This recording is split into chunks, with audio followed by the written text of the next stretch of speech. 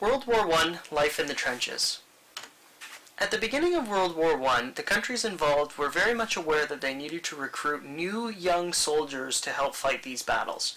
So they put on recruiting drives that basically told young men that you could join the war, make money, see the world, and have a little bit of an adventure.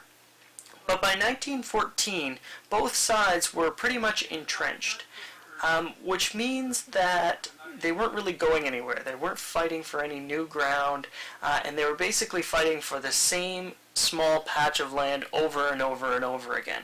And this continued through most of the war effort. This is what a trench looks like today, and likely what it would have looked like close to the end of World War I. So you can see that it doesn't look too bad, but you have to remember here that this would have been built up over a period of several years. And also, it's a nice, bright, sunny summer day when this picture was taken. The reality was very, very different. This is what a trench would have looked like during most of World War I. So you can see right off the bat that we have some pretty bad conditions.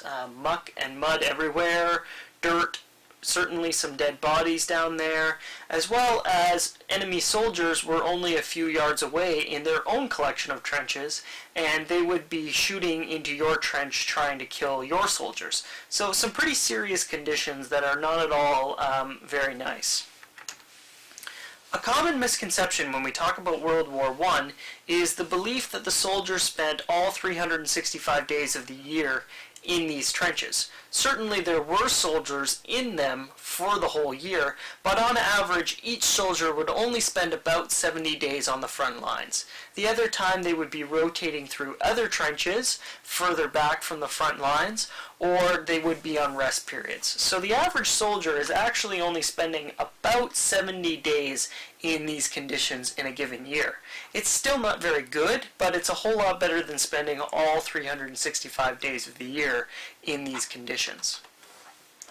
So at the beginning of the slideshow, I showed you a picture of a trench in a nice sunny summer day that had been properly built up. This top picture shows you what trench life would have been like in the beginning of the war, and also quite possibly what it was like during winter time. We have to remember that these battles are being fought in France and Belgium, which have distinctly bitterly cold winters. So you can certainly see some snow in this top picture, as well as the soldiers are in coats. And the trenches are very, very shallow. They're not deep and built in. There's no sandbags here. So this is what trench warfare would have liked during the beginning of the war and also through the winter. In the lower picture, you can see this is what the officers or the people in charge of the trenches would have basically been living in. And even though it looks a little bit better, you can see clearly pockets of water on the ground in front of the soldiers. So regardless of the fact that this guy has a little hut here, he's also still living in muck and muddy conditions. Along with the weather and the possibility of death and all the fighting that goes with it, there are also health concerns that arise from living in a narrow dirt ditch, basically, for 70 days and 70 nights. And this picture clearly shows one of them. This is called trench foot, and it was a fairly common occurrence during soldiers. It's caused by poor health conditions, as well as a great deal of moisture seeping into the soldiers' boots and clothes. And it's a pretty horrific looking thing to be stricken with. It doesn't at all look comfortable. So imagine trying to stand in a trench and have this eating away at your foot. It's not good at all. As well, though, we have to remember that these are battle conditions. So people are fighting and dying all around us.